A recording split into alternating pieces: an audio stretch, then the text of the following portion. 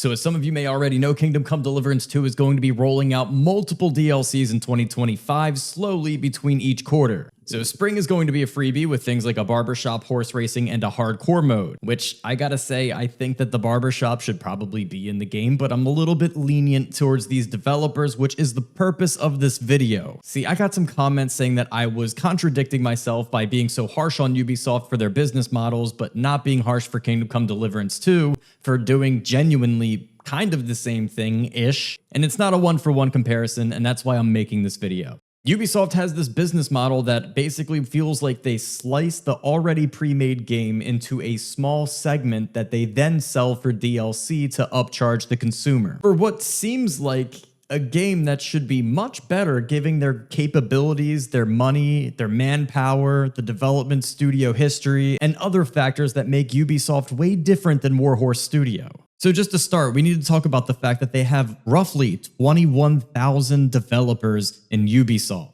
which is an outstanding amount. They're a quadruple A studio and seemingly used to be a billion-dollar business. They're so busy that this is the amount of games that they've made since 2022 and presumably going to make beyond 2024 and into 2025. A lot of games being made at the same time, splitting and allocating resources into different places, into different projects, lots of acorns being dropped everywhere, which you would assume that this amount of games and with this amount of employees and all of the money that they spend on these games, which their budgets are astronomical for these titles, quality has to be incredible, right?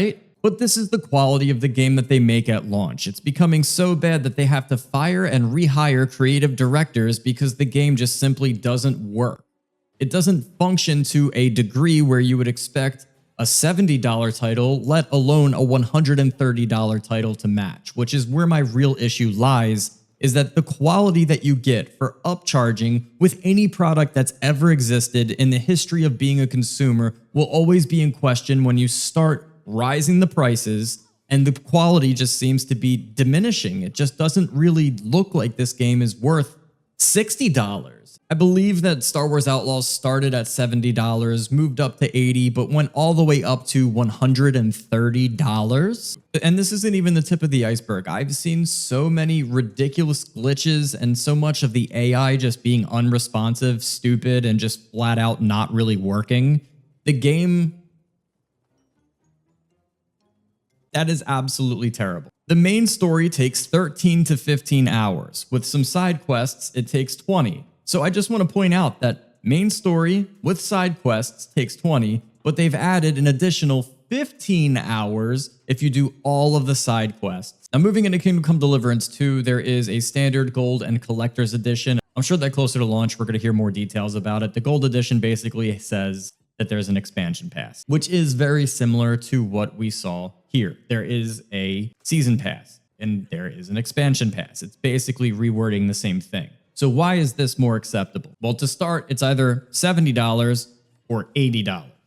It's a $10 upcharge, and it's not almost double the game's price. As we stated before, the main story plus all side quests takes you 30 to 35 hours, and in Kingdom Come Deliverance 1, it took you about 150 to 200 hours to complete the game to the full. Some players reported 500 hours to 100% the game. So this standard edition can take you over 100 hours to complete without even digging into gold edition. To me, that is a very consumer-friendly base of the game. If they would like to upsell things afterwards, it's up to them, how they go about it. I'm not too sure. I do feel as though some people will probably wait, like I will, until they find out how exactly long this base game is going to be for Kingdom Come Deliverance 2. And they're going to say, okay, like, maybe I'm going to do this one step at a time because this seems like very daunting. It almost seems like it's too much content. Nonetheless, Warhorse Studio is only working on Kingdom Come Deliverance. In comparison, when you look at the list of Ubisoft games that they have going, how many acorns that they've dropped inside, you can tell that all of these games just seem as if they're kind of side quests for them, and hopefully one of them lands. You throw enough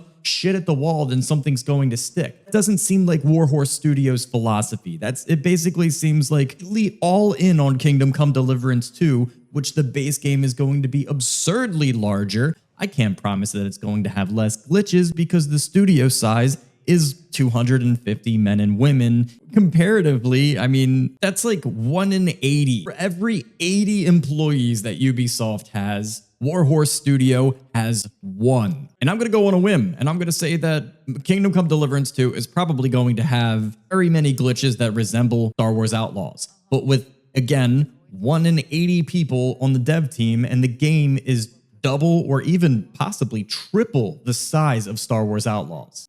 But when it comes down to it, I am far more tolerant, far more accepting, and absolutely far more open-minded to having a rollout of DLC for a game that already has such a large base made by such a smaller studio, and also didn't even get into the fact that the gameplay itself, I think, is far more innovative than the formulaic thing that Ubisoft has been doing with their open worlds and their boring stealth and their go fetch quests for so long now, that I just feel like this game is actually making some creative decisions. They're making some risks. They're coloring out of the lines a little bit.